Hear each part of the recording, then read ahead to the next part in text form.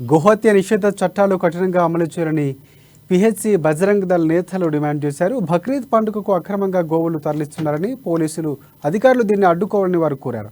అక్రమంగా గోవులు తరలిస్తున్న వారిపై చర్యలు తీసుకోవాలని డీజీపీని కలిసి ఫిర్యాదు చేశారు.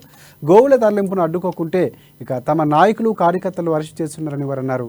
ప్రభుత్వం పోలీసుల వైఖరి మార్చుకోకపోతే తెలంగాణ వ్యాప్తంగా బంద్ నిర్వహిస్తామని అన్నారు. గోరక్షకులపై అక్రమ కేసులు పెడితే రాష్ట్ర వ్యాప్తంగా నిరసనలు చేస్తామని వారు హెచ్చరించారు.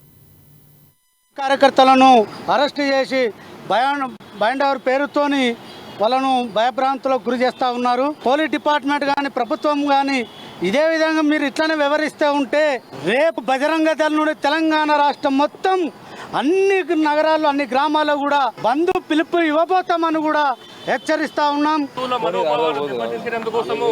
ఈ యొక్క ఉగ్రవాదులు లేకపోతే వాళ్ళ రూపంలో ఉన్నటువంటి కొంతమంది తీవ్రంగా ప్రయత్నం చేస్తా ఉన్నారు. గోహత్య నిషేధ చట్టాలు కఠినంగా అమలు చేయాల్సినటువంటి పోలీసులు కూడా చూసి చూడనట్టు వ్యవహరిస్తా ఉన్నారు.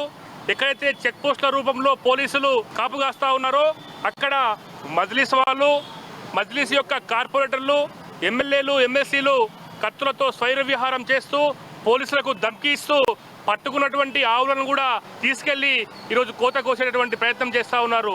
ఇంకా సమయం ఉంది. మేము డీజీపీ గారికి ఒకటే చెప్పాము.